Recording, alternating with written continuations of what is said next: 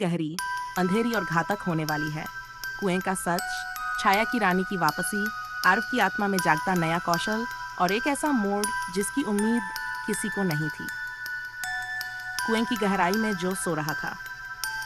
रात की हवा में एक अजीब सी खामोशी टंगी थी, जैसे पूरा गांव सांस रोके खड़ा हो। आरव घर के बाहर कांपते होंठों से उस खुले कुएं को देख रहा था।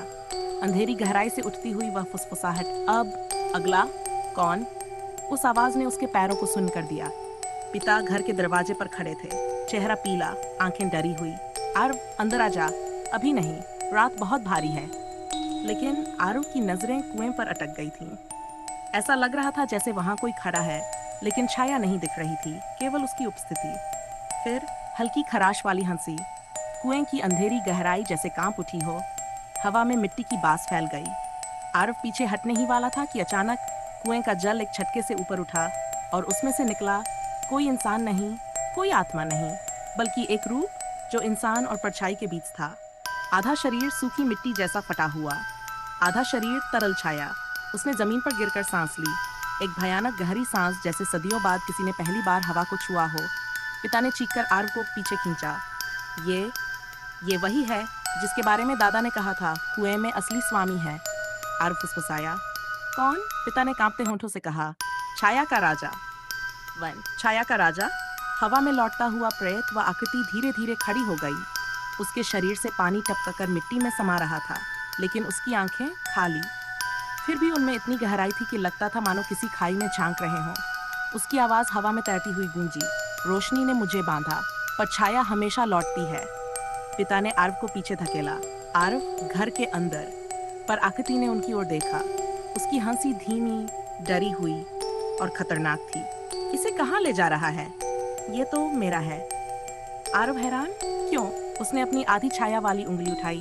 क्योंकि तेरी आत्मा दो में बनती है। तू छाया के लिए दरवाजा है, और दरवाजा हमेशा किसी के हक में होता है। उसकी बात पूरी भी नहीं हुई थी कि धरती में कंपन फैल गया। कुएं से काला धुआं उठने लगा। पूरा आकाश उसकी तरफ झुक गया जैसा लग रहा था। पिता समझ गए, छाया का राजा पूरी ताकत से जग गया था। हवेली का पुनर्जागरण। अचानक गांव की दिशा से एक भयानक धमाका हुआ। धरती हिल गई, हवा बदल गई और पेड़ों की शाखाएं एक दिशा में झुकने लगीं। पिता ने डर से कहा, हवेली जाग गई। आरव ने कांपते स्वर में पूछा, हवेली जीवित है? पिता ने भारी सांस ली। वह हवेली कभी इमारत नहीं थी, वह रानी का शरीर है। और जैसे ही उन्होंने कहा, दूर अंधेरे में हवेली की खिड़कियां खुद ब खुद खुलने लगीं। उनसे काली रोशनियां आसमान में उठने लगीं, जैसे कोई अपनी शक्ति वापस सोख रहा हो। हवेली की दीवारों पर बनी पुरानी आकृतियां धीरे धीरे रेंगने लगीं, जैसे वे दीवारें जिंदा हों। आरव के कानों में एक आवाज आई, फुसफुसाहट, जैसे कोई उसे बुला रहा हो। आरव, वापस आ। छाया की रानी की आवाज। पर वह तो भाग सेक्स में नष्ट हो गई थी। पिता चीखे। वह नहीं मरी थी, वह तेरे भाई के साथ बंधी थी। जैसे उसका आधा हिस्सा तू था, वैसे उसका आधा हिस्सा हवेली है। अचानक आसमान से एक काला बिजली का गोला गिरा और हवेली पूरी तरह चमक उठी। छाया की रानी वापस आ गई थी। 3 छाया का राजा बनाम रानी। अनखा रिश्ता। छाया का राजा कुएं के पास खड़ा था और उसने हवेली की ओर देखा। उसकी आंखें लाल जल उठीं। वह जाग गई, मेरी रानी। पिता सन्न रह गए। मतलब रानी और राजा दोनों बंधे थे? छाया का राजा मुस्कुराया। हाँ, एक को दुनिया के ऊपर राज करना था, एक को नीचे। मैं अंधेरी गहराई का स्वामी, वह छाया के संसार की रानी। आरव पीछे हट गया। और मैं? राजा धीरे धीरे उसकी ओर बढ़ा। तू दोनों को जोड़ने वाला दरवाजा है, क्योंकि तेरी आत्मा 2 हिस्सों में बनती है, मानव भी, छाया भी। इसलिए तू हमारा राजा भी हो सकता है और हमारा शिकार भी। उसकी ये बात सुनकर हवा जम गई। बार आरव के भीतर जागती शक्ति। आत्मा विभाजन। आरव का दिल तेजी से धड़कने लगा।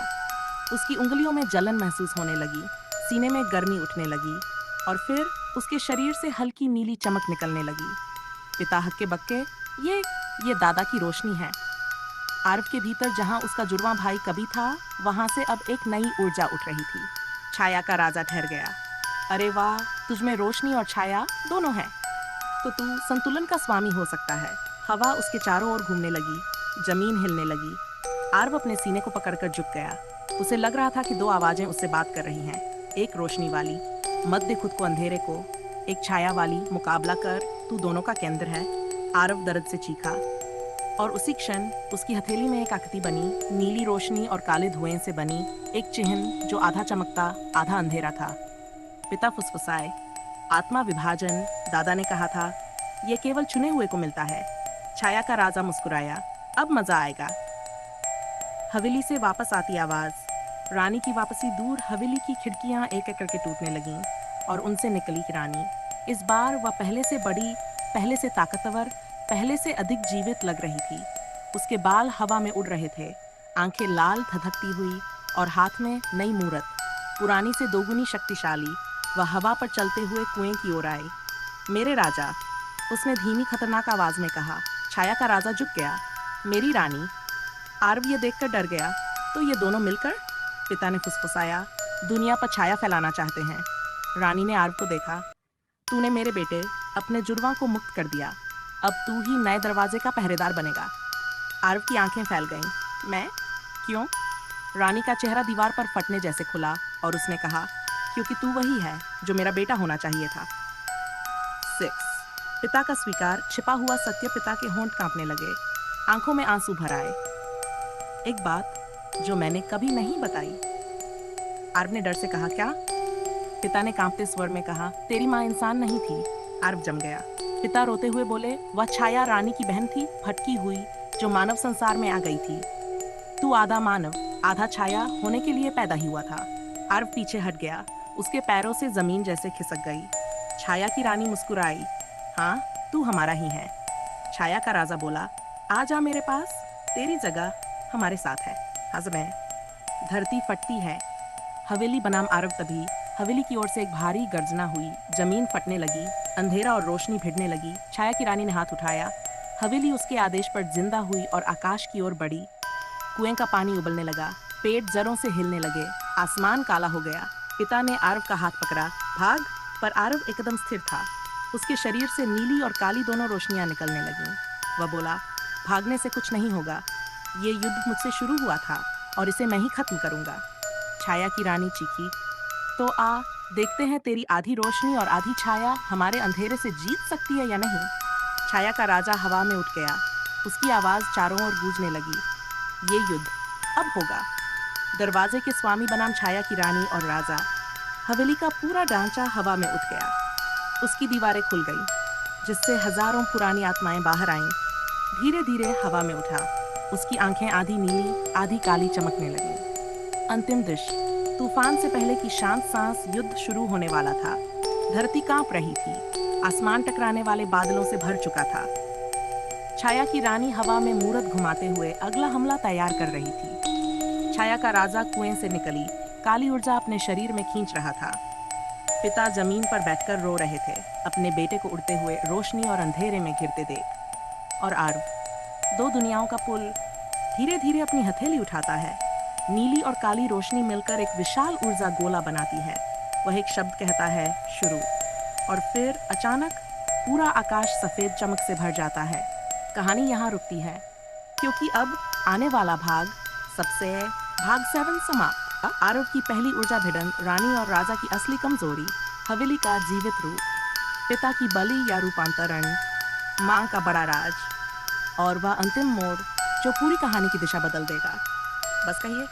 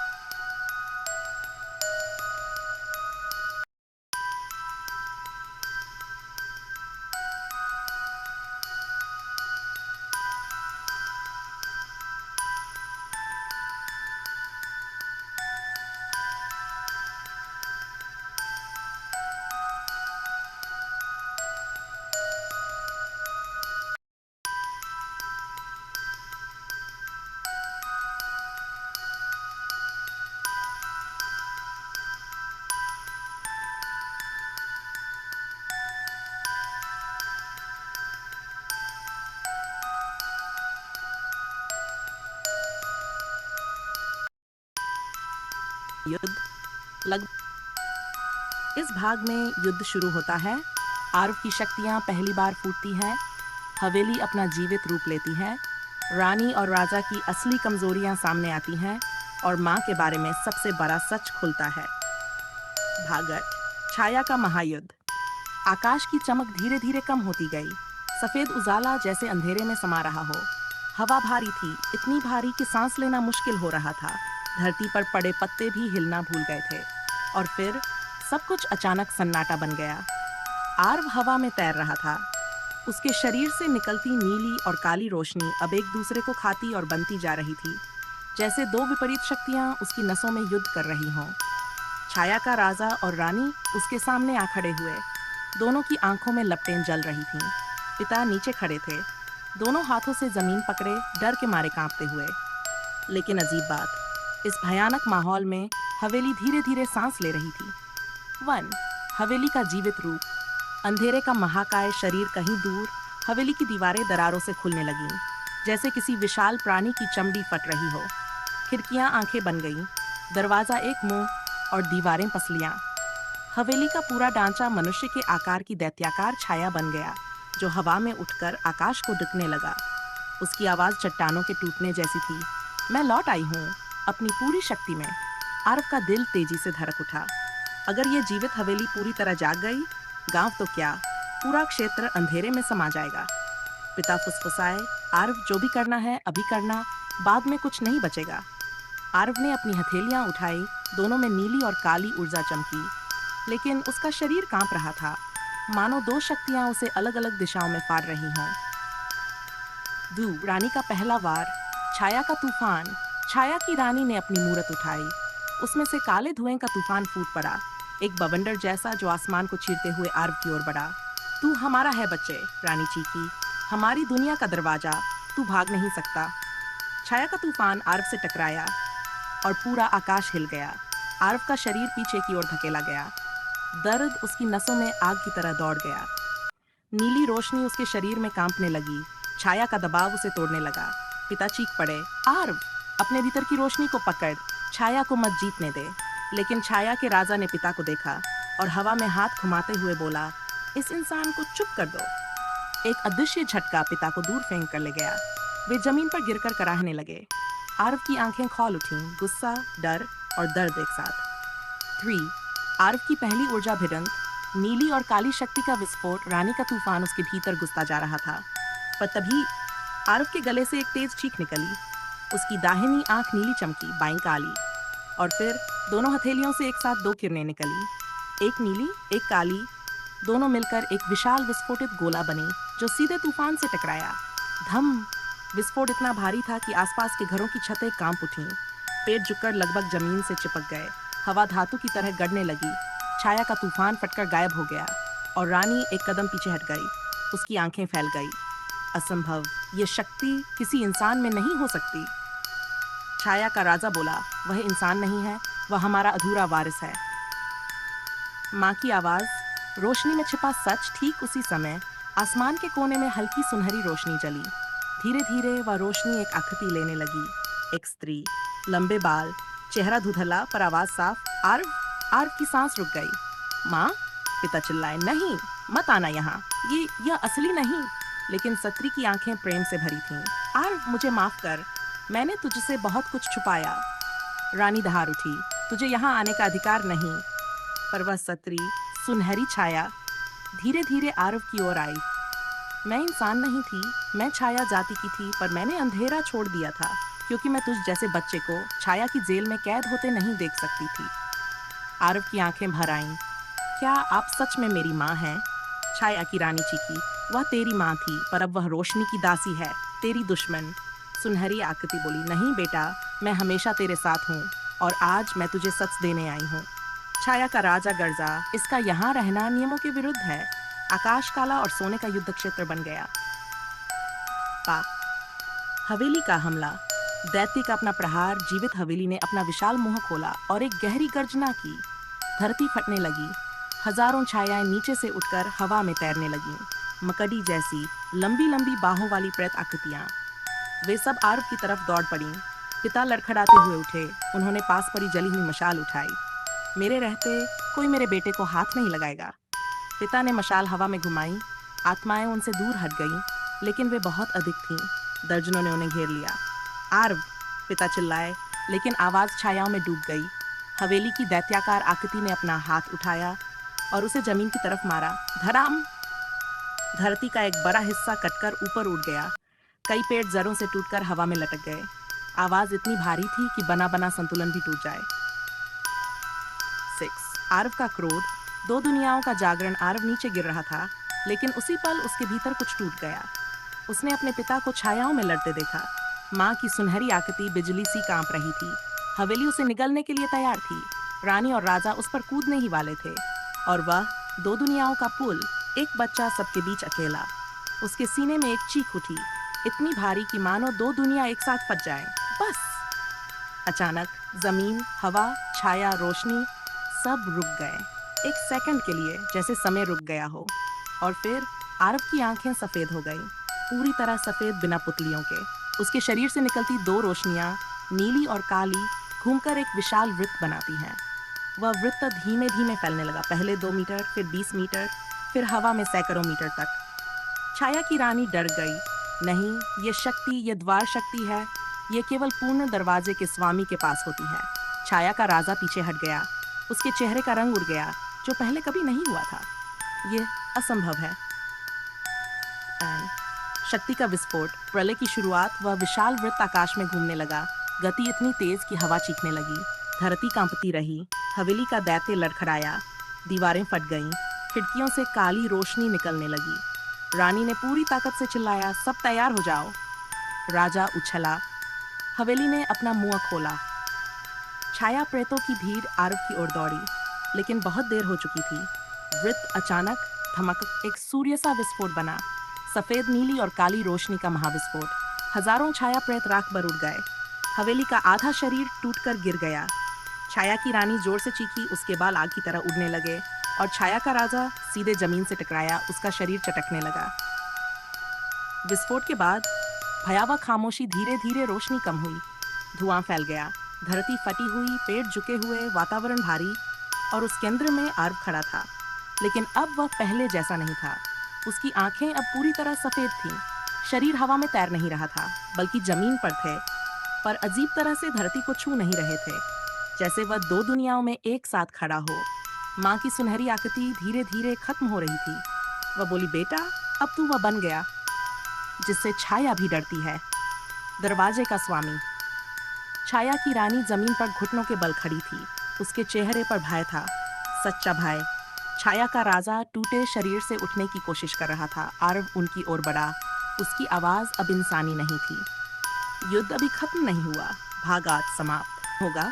रानी और राजा पर आरव का प्रतिशोध, हवेली का अंतिम जीवित रूप, पिता की कुर्बानी, माँ की आखिरी शिक्षा, आरव का रूपांतरण, दरवाजे का पूर्ण स्वामी, और कहानी का सबसे बड़ा ट्विस्ट। बस कहिए।